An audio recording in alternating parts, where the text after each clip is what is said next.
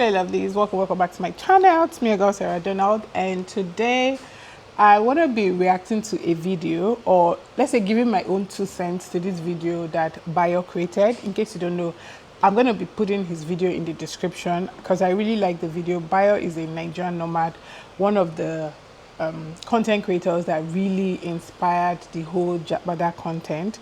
So I really like Bayo's content and how he talks about his experience living in Nigeria, working in Nigeria, hiring in Nigeria. Like, I love his spirit.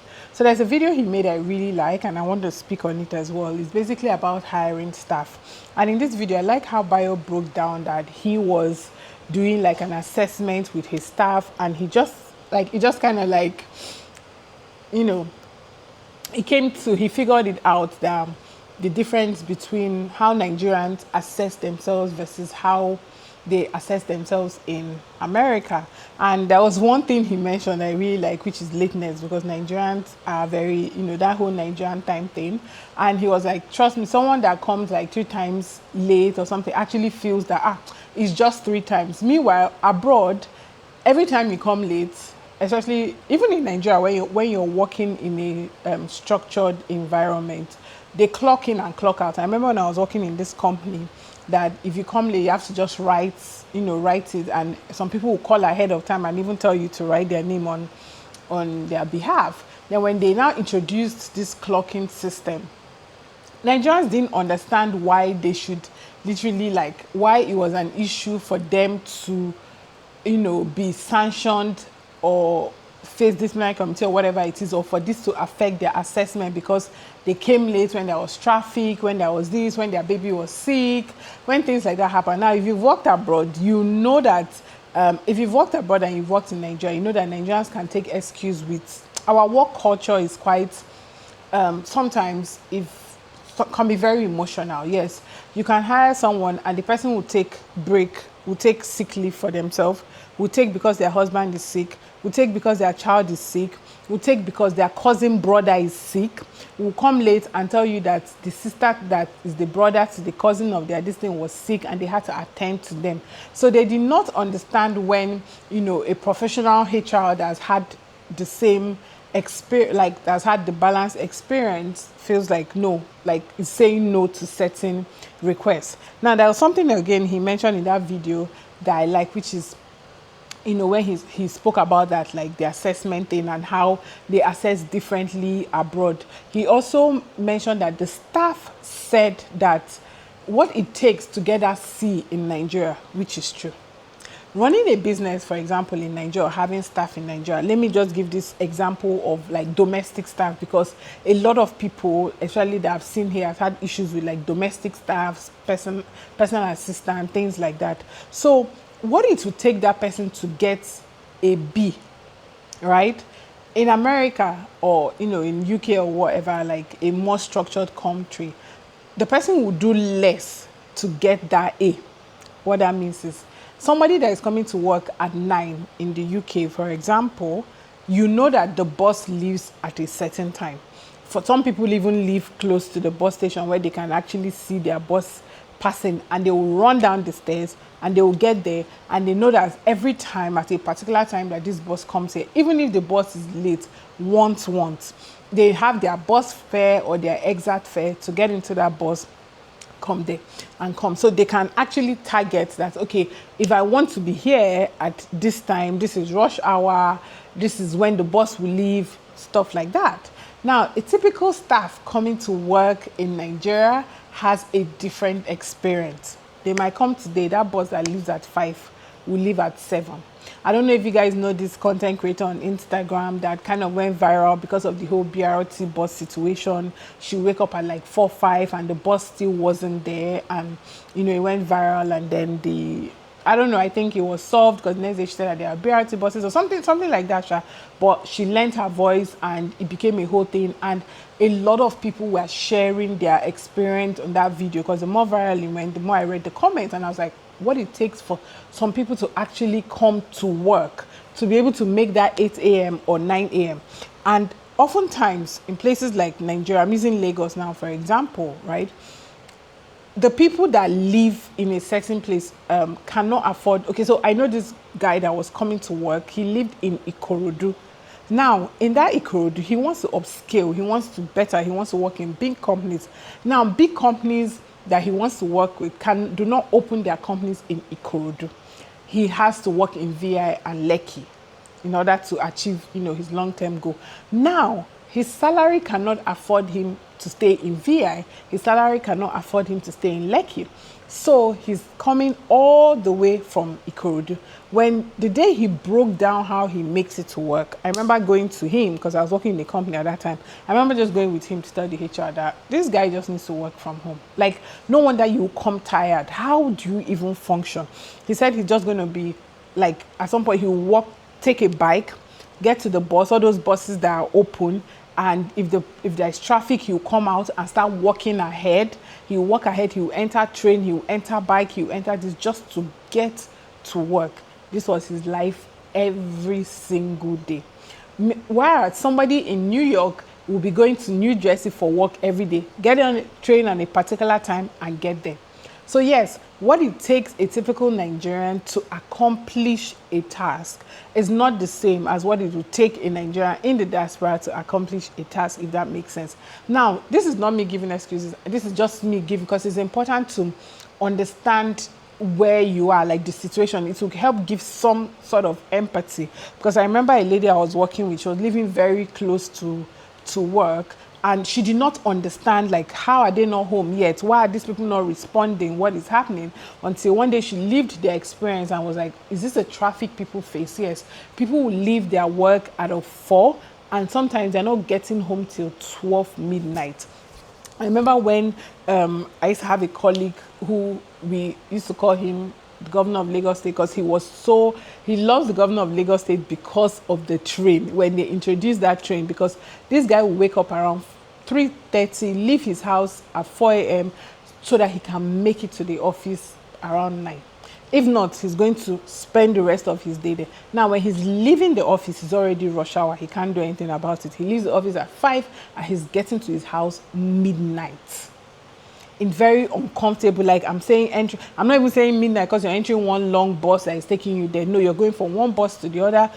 So when the train was introduced, he loved that because that made his life so easy. Now imagine if we had more trains in Lagos. Imagine if other states introduced this. I went to Rwanda recently, and I mentioned in my video, like if you watch my last 2 videos, one of the things I kept talking about Rwanda was the means of transportation. Of course, we are more, Nigeria, when they say we're giant of Africa, is because our population is quite a lot. So, but again, we can keep working to make it better because, like I mentioned, they had taxis, they had bus, they had clean bikes with helmets. So in no time, people that were done with work were flying bikes and heading to their home. Now, in a lot of states in Nigeria, bikes have been banned for so many reasons. They were not obeying the rules, they were not wearing their helmets, they were using it to rob, there were a lot of accidents. Lagos alone has over 25 million people, which is more than the entire Rwanda. So controlling Nigeria can be very, very, very difficult. But my point is, imagine when we had different means of transportation. So because of the things like this period is raining, taxi is very expensive, like very expensive. But imagine if the buses were good. Imagine we had more BRT buses. Imagine we had good bikes. Imagine we had other systems of transportation. You have more options, and the taxi drivers will not have any choice than to kind of like reduce it. But now they know that, okay, if you want to go for this event, you have to use a young person has to use Uber, things like that, or you go and buy a car. So basically my point of what I was trying to say was that then we now have to talk about the light situation, right? I remember somebody that lost her job, a lot of people that lost their job during lockdown because of the light situation. They were working from home and they could not meet up because sometimes there was no light around their area and there was lockdown, so they couldn't go to centers to go and charge and all that. Whereas somebody that lives in a structured country has has electricity 24 hours. So this can also make work slow. So imagine a graphics designer, right, going home and he doesn't have lights. He has wasted like hours that he would have used to do his job, or a personal assistant or something like that, or social media manager, whereas someone there. So yes, the effort it takes in Nigeria to get that B actually is a lot. And then again, he mentioned the academic system, which is very, very, very true, because I had a mixture of both schooling in Nigeria and them. Nigeria is copy and paste, especially that's why private schools now, my daughter is in private now, private schools are taking a lot of money, because why? They are teaching differently now. They are teaching like the abroad style. Like he mentioned that we used to have like open book. Yes, when I told it to someone the other day that you can actually come to the exam hall with your textbook, they're like, how? I said, because they know, they don't expect you to cram everything and just write. They expect you to read it and make it your own. Whereas the Nigerian system expects you to read it. So what it's going to take, a Nigerian that actually came out with a second class in the university with all the stress, like they can just wake up today and they'll tell them that there is tests that they didn't plan for, right? And imagine all this stress, and this person actually comes out with a second class. The effort he put is not as much as someone that even had a first class abroad. So yes, that is it. Now, another thing he mentioned that I really like was clear communication, because this video is basically about, his video was the frustrations that people have when they come and hire Nigerians. And he mentioned clear communication, that it is important to communicate clearly. I like that he kept saying that, because it is true. You might feel like you're coming from a place where they don't micromanage. Nigeria is a place where you micromanage. A lot of people that when they work with me, they'll tell you that my voice notes that's why I learned to make videos. My voice notes is like a podcast. I will explain everything to you. Why? Because that is how they are used to work. That's how they're also used to in school. You know, like he mentioned something about taking initiative. It's true. A lot of them will not take initiative. They are waiting for you to come up. And it's because of where they are from. You know, imagine writing something and giving a lecture, and lecturer will say, this is not what I taught you. I remember one time in school, my daughter had, before I changed school for her, she had a lesson teacher who was teaching her a different method, and they went to school, and the school called me, and the principal was like, hey, it's like she has a lesson teacher, the lesson teacher is teaching differently. I'm like, okay, but do they still arrive at the same number? She said yes. I'm like, this is the problem we have in Nigeria. Okay, we realize that if we put this 1 + 1 + 1, that it will still give us the same 4, right? And the 2 + 2 will still give us the same. So how can't you have two different ways of learning that thing? Why are we always stuck with one way? The most important thing is that if they are not arriving at the same answer, then there will be a problem. So like, yeah, okay, that's it. So, you know, they're stuck in their ways. So that's how they were also. So imagine them that they went to university, they were not allowed to express themselves, they were not allowed to change things. A lecturer will tell you that no, word for word of what he taught, this is not what he taught. So you almost have to like teach them and micromanage. That is one thing you get a lot in Nigeria. Now, another thing I feel like is also the fault of the people that employ is that they don't train. You forget that where you're coming from, there's a training for everything. Now, today you hire a house help, you give her rules and regulations, she starts tomorrow. Abroad, even if it's a cleaning job, they will take out at least days, train you, even take you for paid training. But in Nigeria, the training, like we do not invest in training, right? We do not invest in training. So if you're just lucky to work with somebody that someone else have trained. I remember when I worked with a few people, even interns at that point, that was really their frustration, because interns, corpers were treated as full staff. Meanwhile, these people came to learn, but you'll be giving them tasks as if they were actually staff. No form of training, right? Like you learn everything on the job, on your own. Nobody's training you. Now, he also mentioned like stuff that he likes. I wanted to just quickly, I like that video, so you can also go and check it out, because he went in depth with a lot of it. But I wanted to also mention things that I look out for as well when I am hiring a staff. For me, one, accountability. He mentioned that people that take accountability, and I was like, yes, I love people that take accountability. I have a staff right now at the moment that will never try to say she's right when she's wrong, or she's wrong when she's right, if you get what I mean. She takes full responsibility for what she did. Oh yeah, that's true, I should have done this way. Like if I have people coming to clean, professionals come and clean and they don't clean well, she will take responsibility. Like, yes, I was in charge of overseeing them, right? She's not going to say, oh, they did not do this well. Take responsibility. Another thing for me is people that don't lie. Oh God, I love people that do not lie. I know that they say everybody tells a white lie every now and then, but there's a thin line between lying and stealing. That is the truth. There's really a thin line. I'm not saying that every now and then maybe you want to quickly go and cut something. I have a staff that is very truthful. if she cannot make it, she cannot tell you it's because she's sick. Now, I mean, everyone has kind of like used sick leave to go and do something else, but she'll be very honest with you about what she's going for. She's not going to say, sorry, I'm not feeling fine, that's why I can't make it. No, she'll say, please, this is exactly, like, she will take permission and tell you the reason for the permission. It's very, very helpful. Now, people that do not steal, for me, that is a plus, because you guys know that a lot of people's businesses in Nigeria have been wrecked because people will steal from you. And you know, there are so many videos of people stealing. In fact, there's a girl's video I watched recently that was so heartbreaking. This girl was selling 100% human hair. Do you know that she'll send her staff to go outside and give it to the delivery guy? Her staff was doing it in collaboration with her boyfriend that is the delivery guy. They will go and exchange it with another hair. And people started bashing this girl online. How can we buy hair of this amount and this is what we are getting? And the girl is like losing her mind. Like, this is not the hair I sent, you know, that kind of thing. But everybody's like, oh, how come it keeps happening, blah, blah, blah. And it's been happening. Every now and then, once in a while, she'll send the correct one. So that correct person will now give a good review. Like, could it be that, you know, as the thing was going on, I don't know how she eventually found that she was crying because she listed everything she has been doing for this girl. There's another video I saw, CCTV, that captured a lady that has been there. She won Staff of the Year so many times. She goes across to the ATM, tell them that the ATM, the POS is not working. So she was working with the POS guy outside, making them pay there, and she will take the money. Crazy. So when you have staff that don't steal, trust me, like right now, my domestic staff, that is one thing I love about her. Anything you keep. I mean, I also try on my part to be careful, because they say don't tempt people by coming to give them. But, you know, nothing like you can be free, because imagine you're wearing expensive jewelry, you keep it on the table, even though you're careful. You want to be sure that it's there. So when I notice that you have that trace of taking what doesn't belong to you, no, I cannot work with you. Now, people that take ownership. The problem with, I'm coming back to this time thing again with Nigeria, is that they want you to take ownership and they're not giving you what it takes to take ownership of that company. Let me give you an example.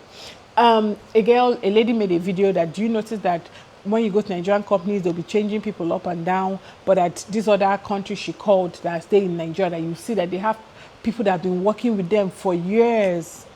And I'm like, yes, I did my research. Guess why those people are working with them for years? They make you partner.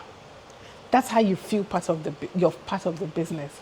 I mean, a lot of people have worked in corporate. A lot of people have sacrificed so much, and at the end of the day, you can just be changed just because somebody came from America, somebody came from UK, somebody, you know, did this, and they feel like this person is better than you. So imagine someone that's made all that sacrifice goes to another company. She just wants to do her work, which is exactly what she's supposed to do. So if you want people to actually take ownership of the company, offer salary and as well as percentage basis, like give them some sort of percentage, make them partners. 1%, 2%, make them feel like partners, right? There is a lady that she said something about her salon that she was doing. I really liked it. Like, you are allowed to bring your own customers. Like, so she, you know, there are some people that they can make hair, but they cannot pay for a shop and they cannot pay for a good place where they will make a lot of money. So she approached them and said, you know what, you can come and work here. For my customers, I have a receptionist in charge of the money. People that randomly come in, that the money it has should pay your salary, but that you're allowed to bring in your own people. Like if you have customers, bring them in, just indicate that this is your customer and that you guys will have a percentage. And she said that it worked out well, because she realized that instead, what they were doing with their own customers is that they will make their customers work like home service later, because at the end of the day, they're like, this whole money is going here. So she introduced things like insurance, no matter what it is, like something very little, and you will get the best out of people. Trust me, there's still people that regardless of what you do, but I feel like there are more people who will stay when you give them the basic.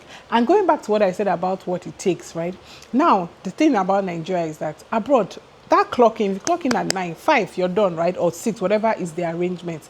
But in the same Nigeria, why people had issues with that thing is like, they will expect you to clock in at that exact time, and then nothing for, because I know nothing for overtime. One of the guys told me that, okay, if she's expecting us to clock in at this time, then she should also give room for when we work weekends, when we work, you know, there should also be things like that. We should also be compensated. Then they don't want to do that. Chige, that's where it is. So also watch Bayo's video. It was well detailed. I think he has done like about 2 videos about that. Watch Bayo's video is well detailed. He has done about 2 videos about, you know, moving and working to Nigeria and all that. So it's I just wanted to chip in and also share that video because I found it, even I myself that live in Nigeria and work in Nigeria, it had to make me go back to the drawing board. I took notes while I was actually watching his video. So thank you so much, Bayo, and thank you to everybody that has been engaging in my content. Feel free to subscribe, tell me the kind of videos you would like to see, and I'm here to make it. Thanks and stay blessed.